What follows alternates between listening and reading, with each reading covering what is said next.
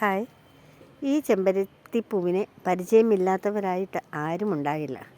ഇത് പണ്ട് മുതലേ നമ്മളുടെ വീട്ടുവളപ്പിലെല്ലാം വെച്ച് പിടിപ്പിക്കുന്ന ഒരു ചെടിയാണ് ഈ ചെമ്പരത്തിപ്പൂവ്.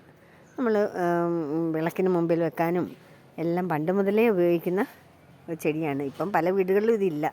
പക്ഷേ ഇപ്പോഴത്തെ പുതിയ വെറൈറ്റി എല്ലാവരുടെയും കയ്യിലുണ്ടായിരിക്കും. പക്ഷേ ഈ ചുവപ്പ് കളറിലുള്ള ആ പൂവ് മിക്കവാറും ആരുടെയും വീട്ടിലില്ല. ഈ പൂവ് നമ്മൾ താളിയായിട്ട് ഉപയോഗിക്കാറുണ്ടല്ലേ.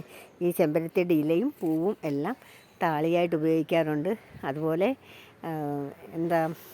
സ്ക്വാഷ് ഉണ്ടാക്കാനും നമ്മൾ ഈ ചെമ്പരത്തി പൂക്കളാണ് ഉപയോഗിക്കുന്നത്. റെഡ് കളറിലെ ഈ ചെമ്പരത്തി പൂക്കളാണ് ഉപയോഗിക്കുന്നത്. ഇത് വെള്ളത്തിലിട്ട് തിളപ്പിക്കുമ്പോൾ അതിന് നല്ല ചുവപ്പ് നിറം കിട്ടും. ആ വെള്ളത്തിന് കുറച്ച് വെള്ളത്തിൽ 4-5 പൂവിട്ടിട്ട് തിളപ്പിച്ച് ആ വെള്ളം പഞ്ചസാര സിറപ്പുമായിട്ട് ചേർത്ത് ഉപയോഗിച്ചാൽ സ്ക്വാഷാകും. നല്ല നാച്ചുറൽ സ്ക്വാഷ്.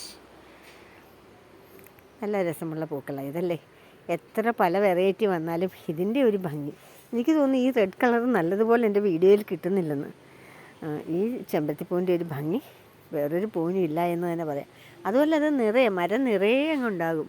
ഇവിടേക്ക് വലിയ മരമാണ്, അതിനകത്ത് നിറയെ പൂക്കളാണ്. ഞങ്ങളാണ് ചെറിയ പരുവത്തിൽ ഇതിൻ്റെ മൊട്ടുണ്ടല്ലോ, നാളെ വിരിയുന്ന മൊട്ടുകൾ, അത് മുഴുവൻ പിച്ച് തിന്നുമായിരുന്നു. ഇപ്പം എനിക്ക് തിന്നുന്നതിനോട് താല്പര്യമില്ല. പക്ഷേ പണ്ട് നമ്മളങ്ങനെയൊക്കെ ചെയ്യുമായിരുന്നു. നല്ല ഭംഗിയില്ലേ ഈ പൂവ് കാണാൻ.